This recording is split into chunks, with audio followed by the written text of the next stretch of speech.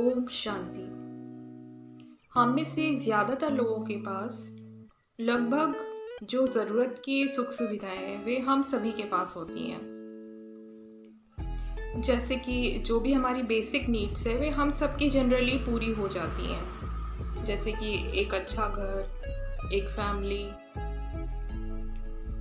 और जितने धन की हमें आवश्यकता है वह धन थोड़ा बहुत ऊपर नीचे होता है, लेकिन ऐसा नहीं है कि हम उसके बिना रह नहीं सकते हैं। तो वास्तव में जिन चीज़ों की हमें आवश्यकता है वे नीड्स हमारी पूरी हो जाती हैं, लेकिन जो हम अनावश्यक इच्छाएं करते हैं वे ज़रूर पूरी हो या ना हो।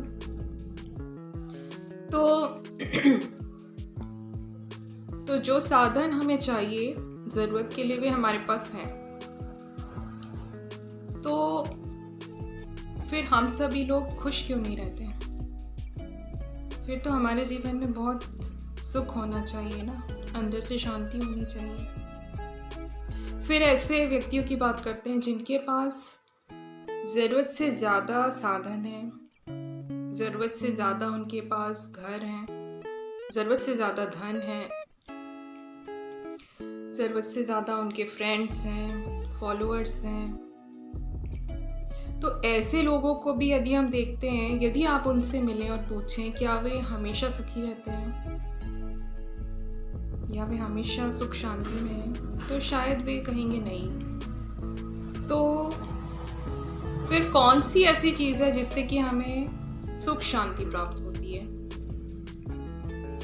हो सकता है कि जिनके पास ज़रूरत से ज़्यादा चीज़ें और साधन है वे एक साधारण व्यक्ति से भी ज़्यादा दुखी हो।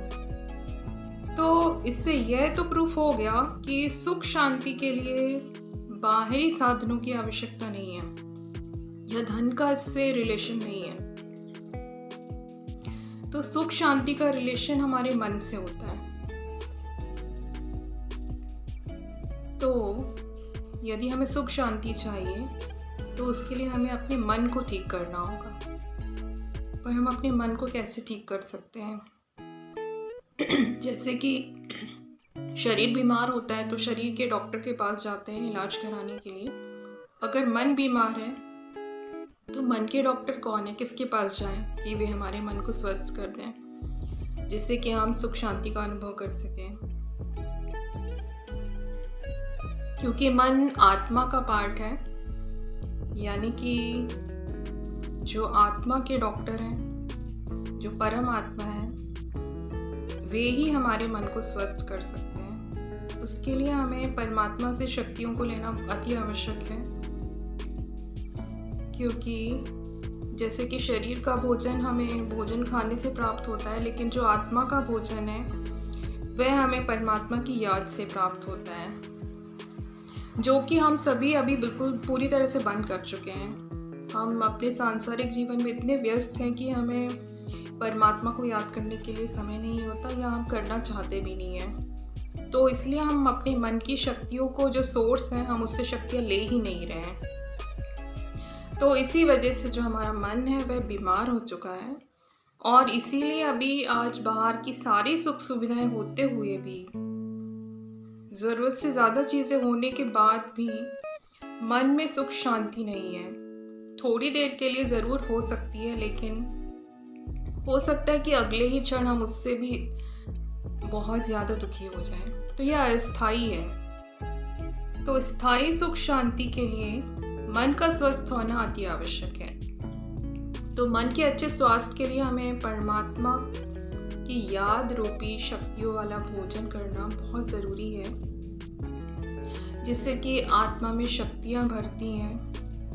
तो उसके लिए जो निराकार ज्योति बिंदु स्वरूप परमात्मा है, हमें उनको प्रतिदिन याद करने के लिए थोड़ा समय ज़रूर निकालना चाहिए। जितनी देर हम परमात्मा को याद करते हैं उतनी ही देर हमारी आत्मा में शक्तियाँ भरती जाती हैं और हमारा मन धीरे धीरे स्वस्थ होने लगता है, जिससे कि और जिस व्यक्ति का मन संपूर्ण स्वस्थ होता है तो बाहर की परिस्थितियाँ यदि विपरीत भी हो, ऐसा व्यक्ति फिर भी मन से सुख शांति में ही रहता है। वह बाहर की परिस्थितियों से डिस्टर्ब नहीं होता है। वास्तव में तो जो बाहर की जितनी भी सिचुएशंस हैं वे हमारे कंट्रोल में नहीं है। ये पॉसिबल नहीं है कि बाहर की सारी चीज़ें हमारे अनुरूप ही हों, जैसा हम चाहते हैं हमेशा वैसा ही होता रहे। ऐसा होना असंभव होता है। तो जब हमारे अनुरूप चीज़ें हो रही हैं तब तो हम सुख शांति में, लेकिन यदि हमारे अगेंस्ट चीज़ें हो जाती हैं तो हम डिस्टर्ब हो जाते हैं, दुखी हो जाते हैं। तो जब मन स्वस्थ होता है तो बाहर की विपरीत परिस्थितियों में भी हम एक शांति में स्थिर रह सकते हैं और आनंद में स्थिति में भी रह सकते हैं। उसके लिए हमारा मन शक्तिशाली होना बहुत ज़रूरी है।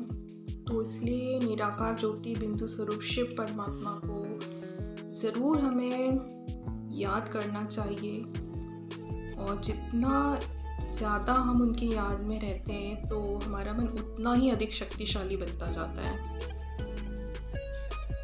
ओम शांति।